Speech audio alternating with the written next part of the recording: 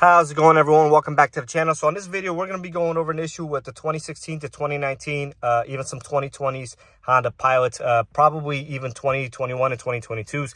And the issue is these cars come with an auto stop start feature. If you're not sure if your car has it or not, simply look at the shifter. If you have buttons, then it does have it. If you have a shifter, then this does not apply to you. And this is actually the button to temporarily disengage it.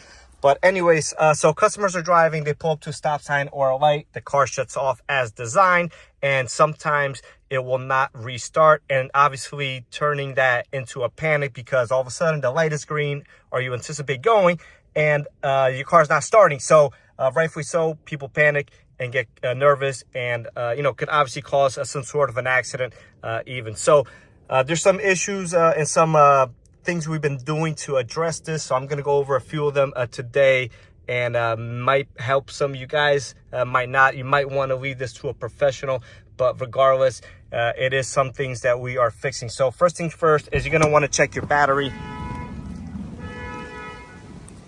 So this has all these covers and clips. I've removed them for the sake of the video. So you start off by just pulling this big cover off and taking two clips off over here. And you could either do with a screwdriver or some sort of a pick of removal or clip removal tool. You're going to want to look at your battery. If your battery is 2 or 3 years old, you want to thoroughly test it and load test it. If you don't have a tester that load tests it, what you could do is turn on the lights in the blower motor for about 5 minutes and recheck your battery. Then that helps with testing some of this and creating some sort of a draw to really check the battery. Second thing, if that passes, great. If not, replace the battery. Second thing you want to do, look at your terminals, make sure there's no corrosion, give them a nice twist, make sure they're not moving around, make sure there's no corrosion anywhere at all. There was some corrosion on this vehicle, especially on this ground cable right over here, so I want to have removed this, sanded it a little bit, put it back, and that was that. So I'm just coming back inside the car. It's a little windy here and I don't want the wind to be breaking up in the video. So second thing we do, if all that is good, we replace the battery if needed. We'll replace the cable if needed as well. If you're out of warranty, then at that point, you're going to have to pay for that out of pocket. But this one has coverage, so we went ahead and clean that for the customer. Second thing we did is there is a software update. So we went ahead and updated the PCM for that. There was also a TCM update, so I went ahead and did that, but what you need is a PCM update. And what that does is that tightens the parameters and it doesn't allow the car to go into auto stop mode as frequently. So that's gonna reduce the amount of times and the amount of frequency that it does happen within a short period of time. So I did that and mine is good. The way I tested it afterwards, I tried duplicated it about 10 times or so and it did not fail.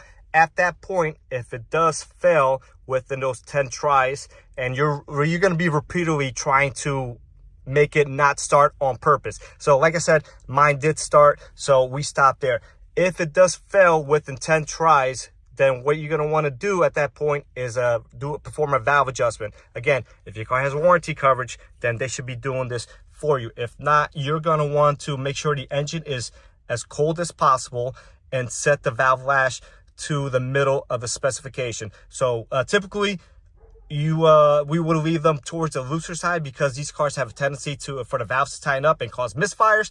But in this case, if they're too loose, that's actually what's causing the issue. So like I said, at that point, we would try and set the valve lash to the middle of the specifications and then obviously retry and duplicate the issue. And that has been the fix. All three of those issues combined in no particular order have been the fix for these cars. So once again, if you still have an issue after you check your battery and your cables, corrosion and all that good stuff, you performed the update and you've performed the valve clearance adjustment, then at that point I would suspect possibly a bad starter. But once again, have a professional look at it. You don't want to be just tossing money at these cars without really knowing what you're doing. But with that being said, guys, that's basically going to wrap up this video. Hope this video helps some of you guys. We understand it's frustrating. It's frustrating for us as well, especially when some of these issues are intermittent, and it's really not fun for the technicians, the dealers,